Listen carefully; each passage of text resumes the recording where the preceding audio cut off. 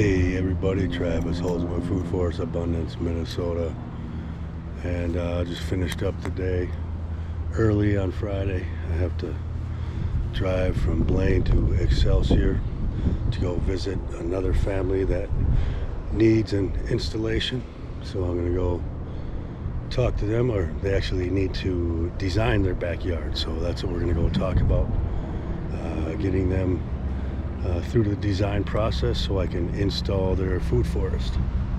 But I'm going to turn you around and I didn't get planting today other than a few trees I got in the ground to finish off all my fruit tree row. The rest of the planting will be annuals and perennial flowers and herbs and stuff that are going to go in all the fruit tree beds, other than the herb spirals and the 2 herb gardens and the raised beds, which will be all the vegetables. But I'm going to turn you around. Today I put in a gumi. This is gumi berry right there. Yeah, we got red gumi, and from what I hear, they are supposed to be one of the most delicious berries ever. And here we have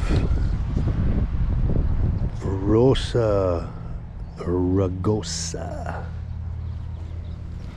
And then here's a robin eating some worms. Look at him get that big worm in his mouth. And what else did we put in here? We put in not that one, down here. Put in a, what's this, silver or buffalo berry, and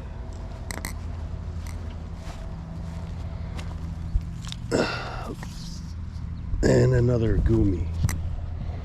And so we have fruit trees with the nitrogen fixing plants in between all of the fruit trees. And now I gotta go stake all of these trees so they grow up straight and tall. But everything is just starting to bloom. Look at all the berry bushes getting full of leaves. All these trees are starting to bloom. They'll look beautiful and smell delicious. But anyway, that's it for my Friday. Oh, I gotta show you the herb garden I built, if you want to call it that. I used some of the extra bricks to make a border for this herb garden. But here we go. Turn you around quick. There you go. So that's gonna get planted out with herbs tomorrow.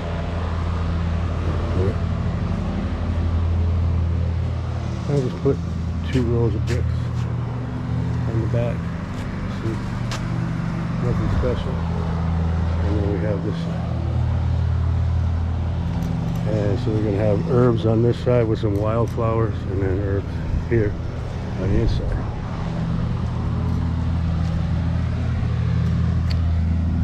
All right, people.